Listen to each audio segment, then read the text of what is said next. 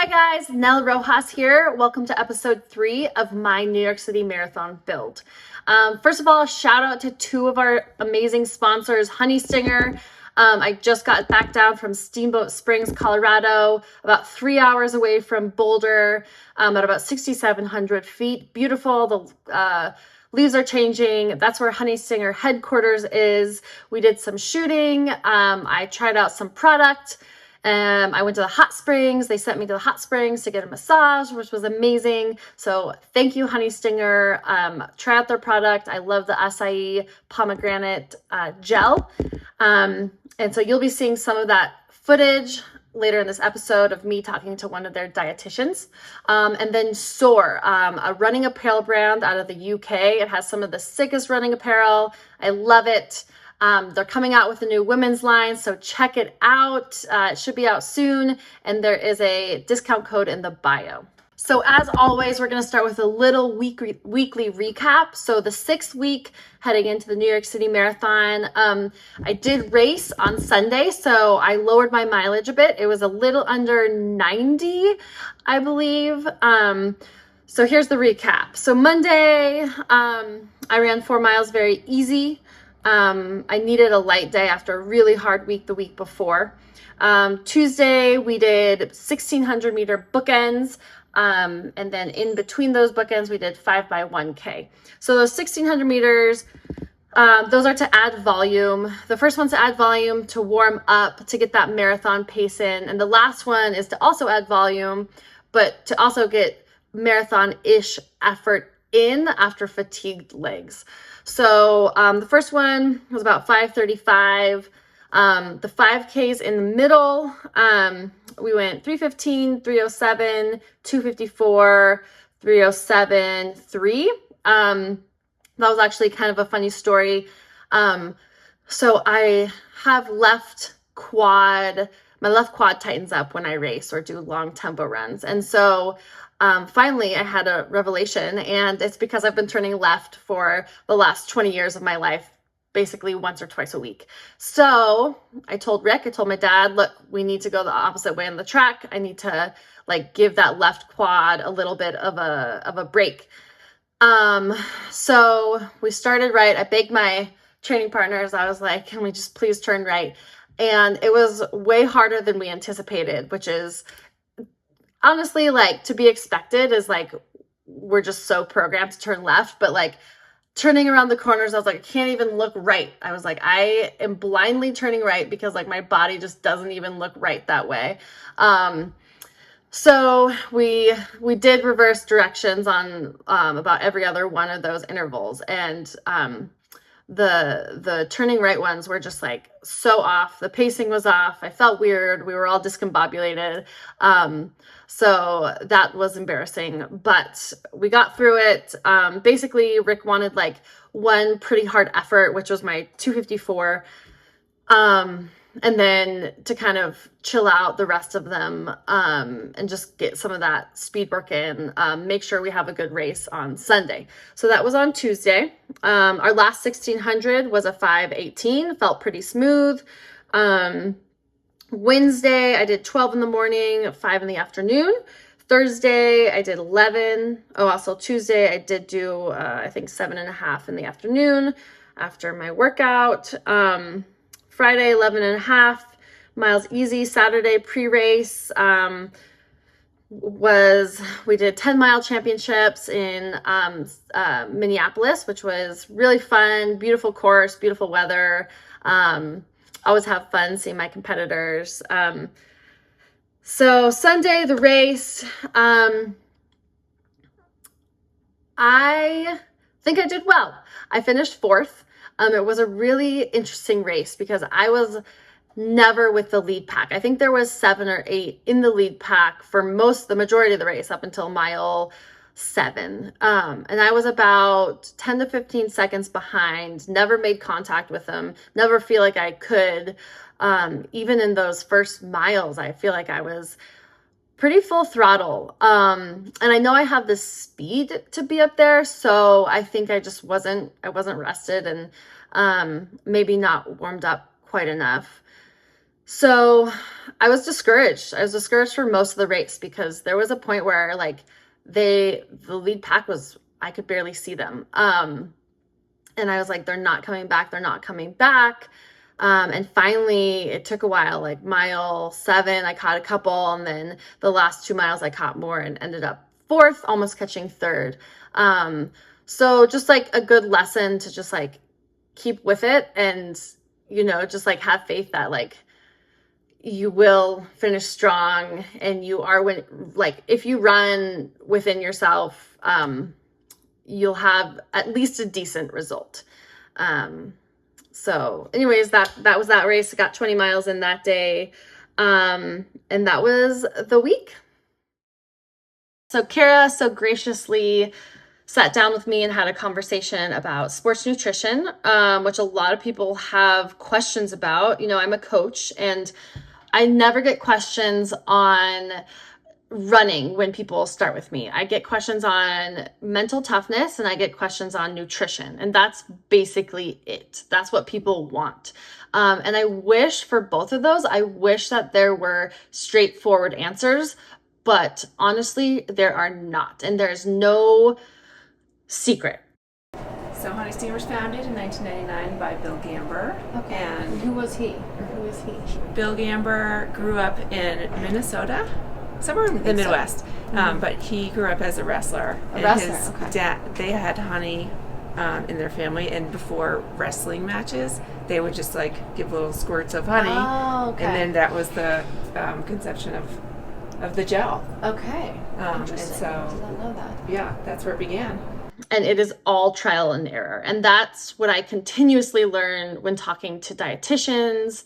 I have worked with a couple and, I believe that they have a lot of great knowledge and they can guide you to figuring out through test, trial and error, what works for you.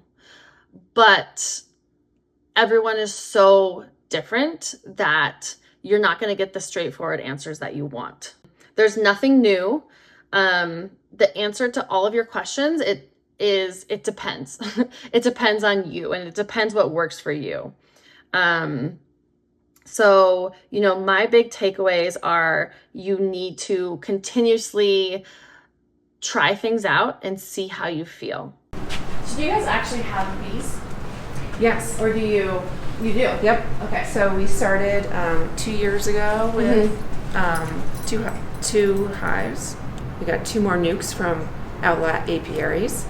And then we've encouraged some beekeeping classes with CMC. So we have this community collaboration going on. And our beekeepers, our team of beekeepers just collected how much? 4 gallons of honey? A lot of honey. We could send you with some honey. We can send you with some honey. Sweet. We have some extra downstairs. Fresh honey. So we don't have plans to sell it, but we just want to learn Totally. about Where it. the honey comes from and That's very cool. Make it part of our culture.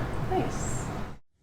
Hi guys, Nell Rojas here, and I'm with Kara Mars, and she is a dietitian for Honey Stinger. So we are going to ask her some questions and have a conversation around fueling for running.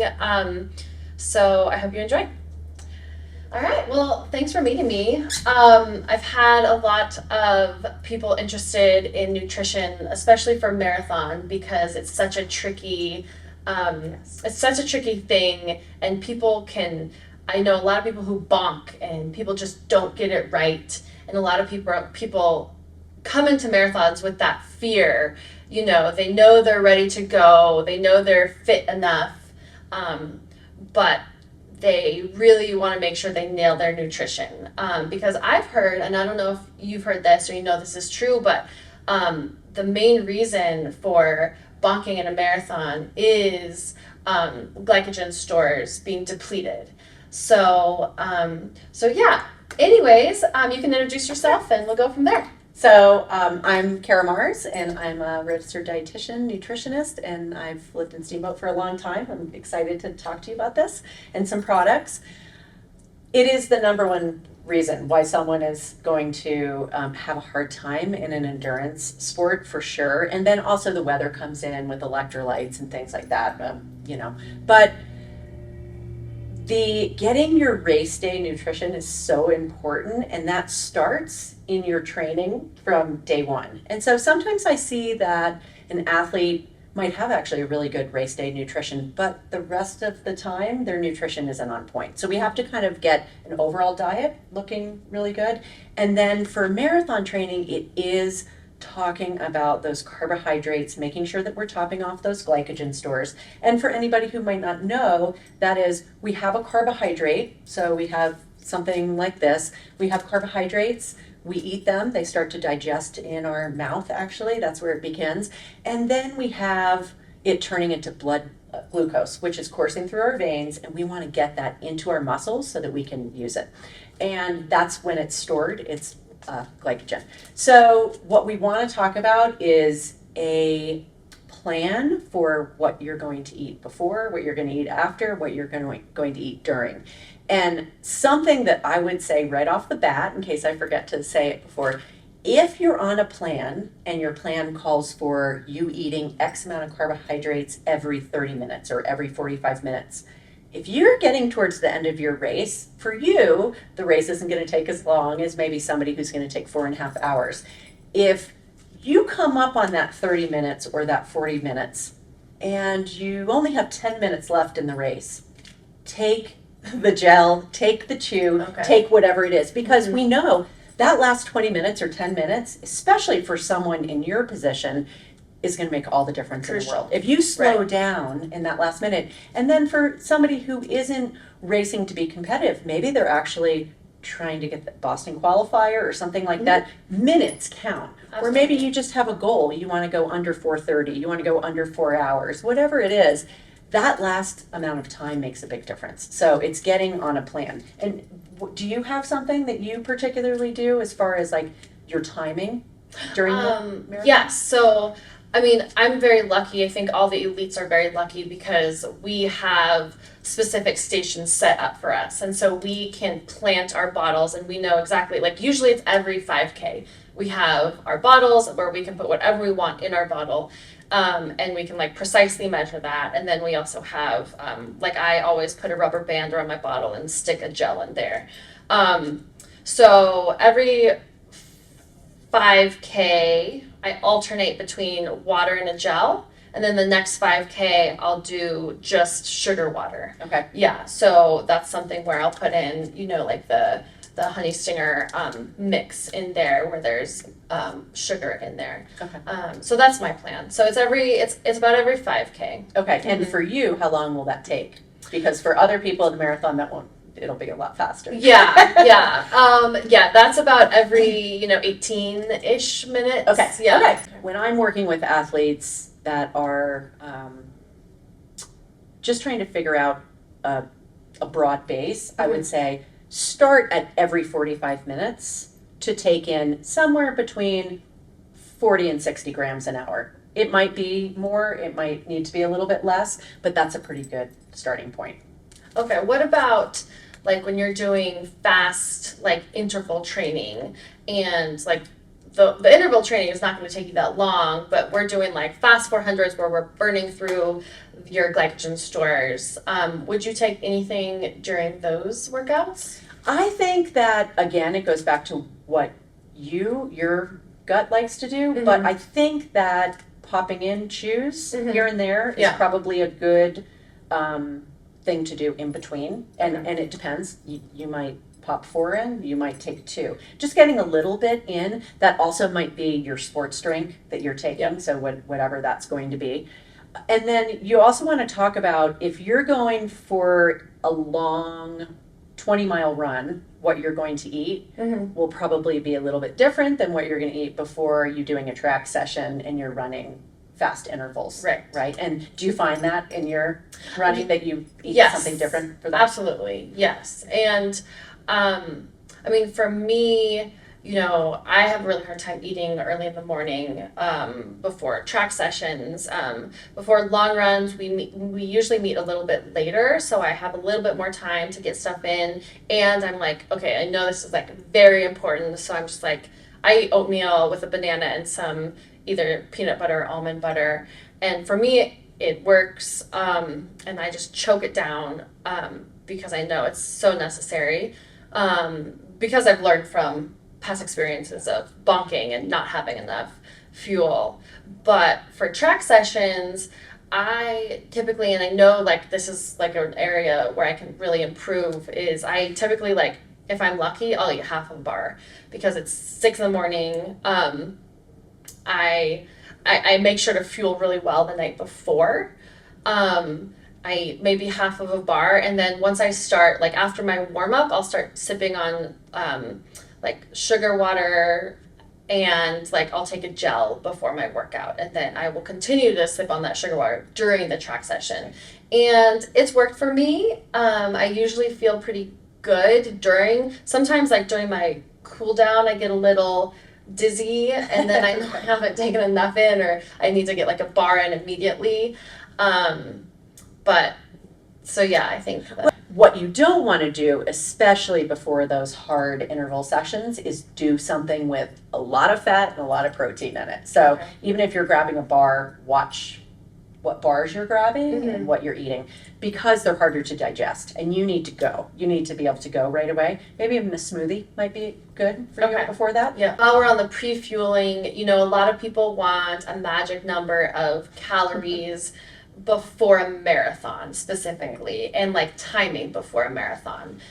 What can you suggest or tell them? So for you, what time is the elite start at New York? At New York, no idea. You don't know. Okay, so you're gonna find that out. Well, because you have to think, when is your start, and how long before do I have to leave my hotel? And I always say, something we were talking about, the Steamboat Marathon earlier. Well, that's a marathon that starts in town, and you get bused all the way up to 26 miles away. So it takes a while. Perfect time during that time frame to be eating a gel, having some chews, just some added stuff from when you ate breakfast. Okay. There is no magic number for calories. Okay. I have known people that can not get anything more than 250 calories down before a race, and that is not ideal. Like, I would say you want 400 to 600 calories. 400 to 600. Okay. I know people that can eat 800 calories before a race. So again, but somewhere between 4 to 6, and that's with the idea that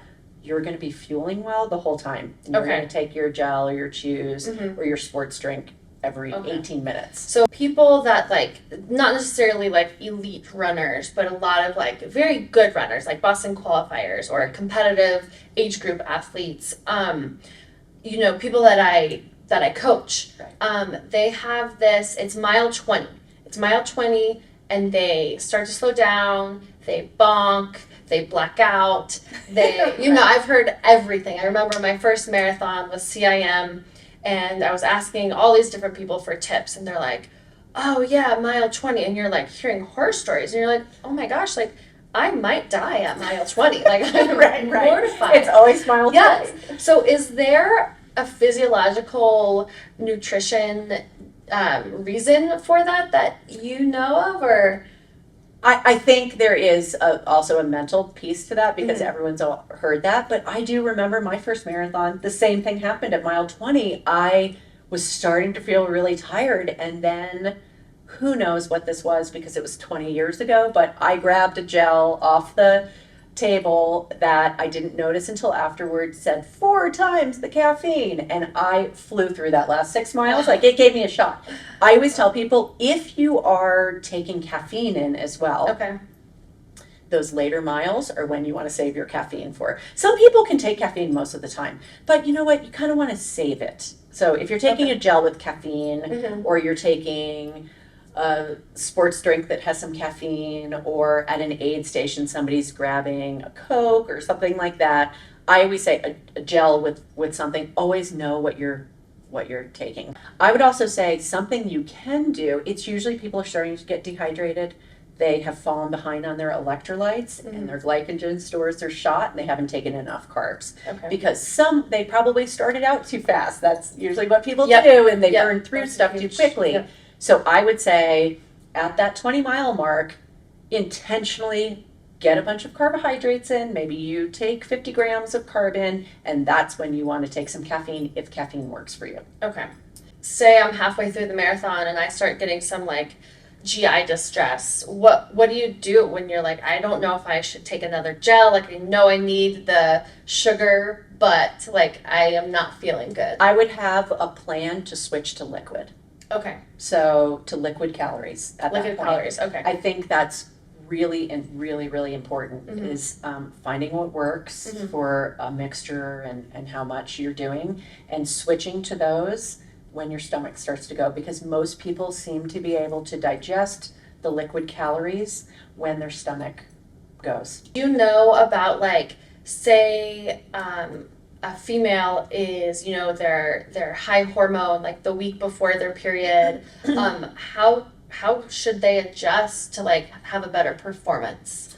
So for women, during that phase, we actually need more carbohydrates. More carbs, okay. So, and you know, it's interesting, just as somebody who's worked with athletes for the last 15 years, I always look at all of this stuff with myself too. And I'm always constant. I think every run, every race, everything is a learning opportunity, no matter who you are.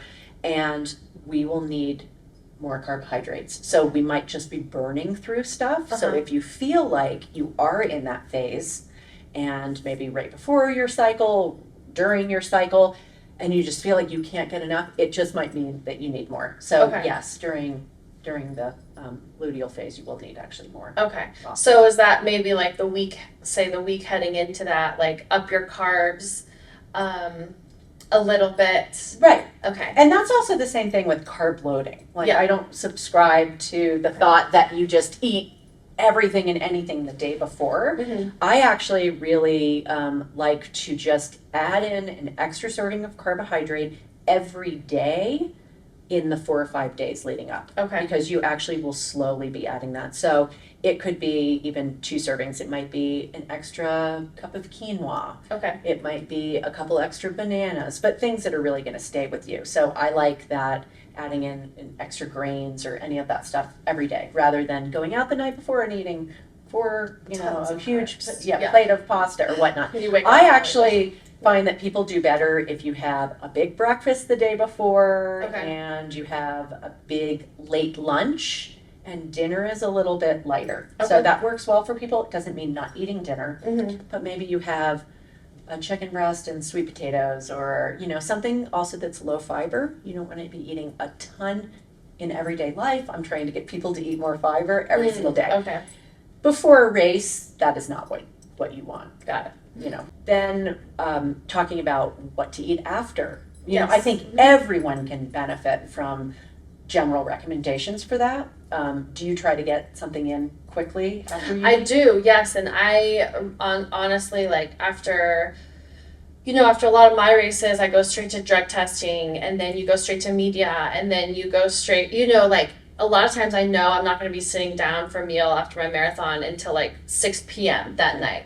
And so you go through, there's a banana, and I just grab whatever I can, like a Gatorade, banana, anything, a bar, and I try to just get as much in whatever I can get my hands on. Right. And so that's, again, where your situation's very different than somebody over here, than that you're going to have all of those things that you have to do afterwards, and somebody else could just go eat pizza right afterwards if they wanted to. Yes. The key is that we still say that within 30 or 40 minutes in that anabolic window, you are getting some protein and carbohydrates with it. Okay. And there is some thought on people saying now, well, maybe that window doesn't matter as much, and it does matter that we're just getting overall protein intake in the right amounts within a 24-hour period.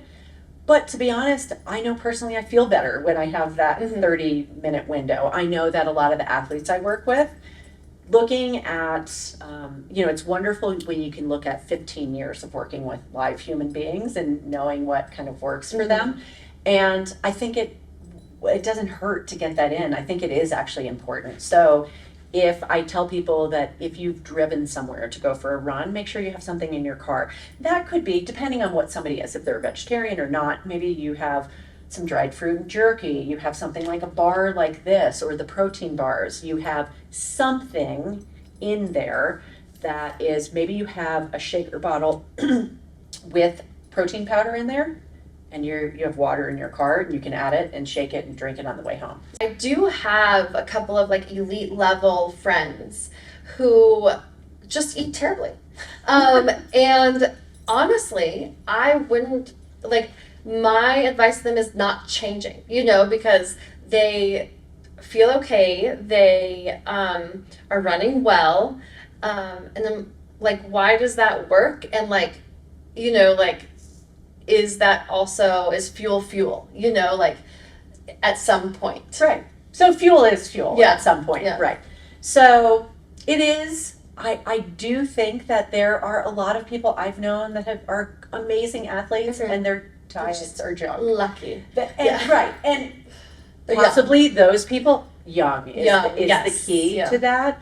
I think that you're not going to be able to keep doing that. Mm-hmm. And does it mean that, by saying, like, have this great bowl afterwards that has black beans and, salmon and all of this great stuff, it doesn't mean that you can't go eat a burger or pizza. I mean, there is room for everything. Like, I'm not of the thought of, bad foods and good food. That's not a great mindset to take, because we know that actually the biggest problem in running and endurance sports is that people don't eat enough, and that they are underfueled. So that is typically the problem. People are not eating enough and they're underfueled. And that creates a lot of problems and injury and can lead to eating disorders and stuff like that. But if somebody is a fast runner and they're doing well at this time, I would just say, looking at the longevity, you might want to look at doing X, Y, and Z, because we need to get antioxidants from our foods, and we need to get those from fruits and vegetables and all of that stuff.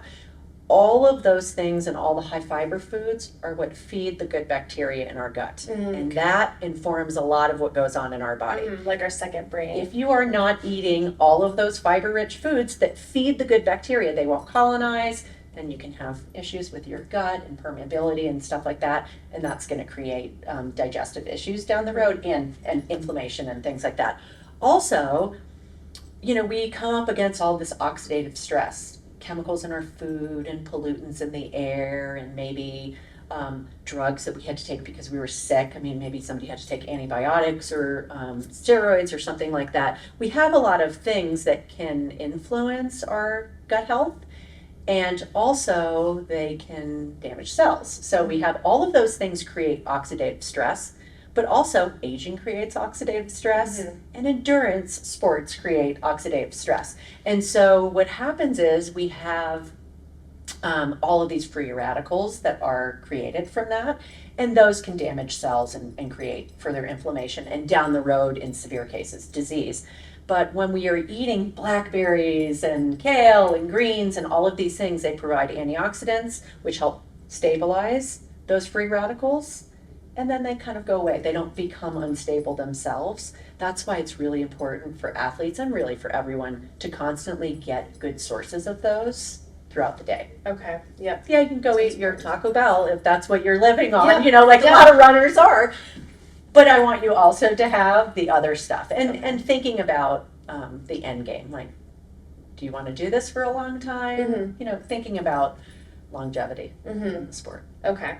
But certainly not changing something right before they're going to be racing. Do whatever's working for them right now. Yes, but like maybe those habits won't work well for them in the future. Right, and typically what happens is somebody with that stuff, they have this aha moment where they have a race fall apart because of that, or they get sick and they're not feeling well, and then it's like, okay, I need to start changing stuff. Yeah, well, that was great. I think that was a lot of really useful information, and people will really benefit off of it. Well, thank you so much Yeah.